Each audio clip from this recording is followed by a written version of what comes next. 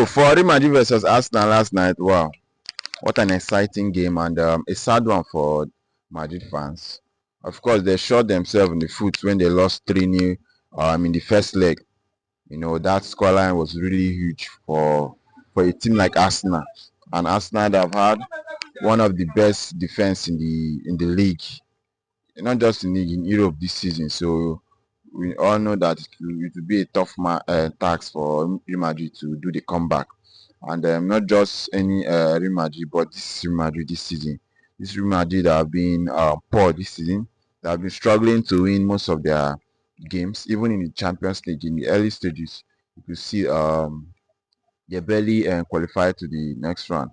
They had to even play playoff. So and if you watch the game, you see there was no coordination, there was no tactics.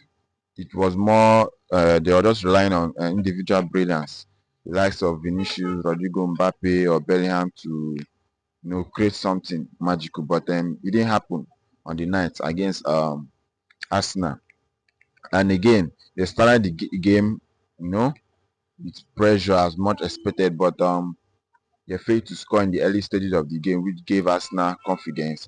And then they allowed Arsenal to score first, even though Arsenal had the penalty which Courtois saved from Saka.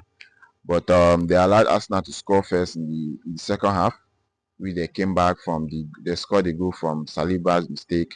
But the dying seconds of the game, of course, Martinelli put the dagger into their heart, and Arsenal won the game, home and away.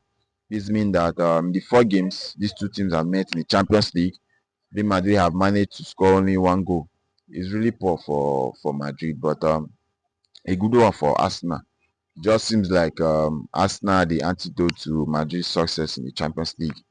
But let's see how it goes. But for Ancelotti, we all know that this is the end of the road for him. He has tried enough for the club.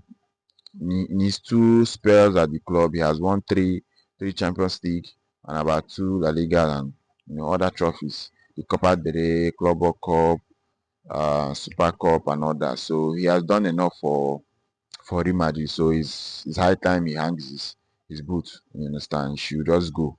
There have been rumors that Jurgen Klopp or Xavi Alonso will be coming next season because this team, there's quality in this team, but what they lack is a style of play. You understand? And they need a coach to try and to galvanize these boys to play as a team because they are not playing as a team. Everybody just playing individual football, and that individual football will only take you to an extent. You understand? There's a point you reach, and to choke you up. And against a good team like Arsenal, they were choked up. The likes of Vinicius were marked out of the game. Rodrigo has been really poor. Mbappe tried, but nothing was really working for Madrid. Even after closing the stadiums, using the ultra to come in and all that, they did everything, but they played against one of the best teams in Europe, and good one for Arsenal, good one for Arteta. You can't take that away from them. They tried, and they'll be facing PSG in the semi-finals. Let's see how that one goes. And for PSG, we know how PSG have been playing this season in the Champions League. You could see that they really want to win this competition. So it will be a strong tie, this one. But for that game, and kudos to Courtois. Among the Madrid players, for me, I say Courtois, he stood out in both legs.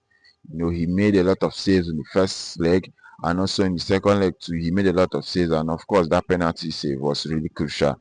And it was more like it was a morale booster for Madrid, but they couldn't capitalize on it, and then they fell short again.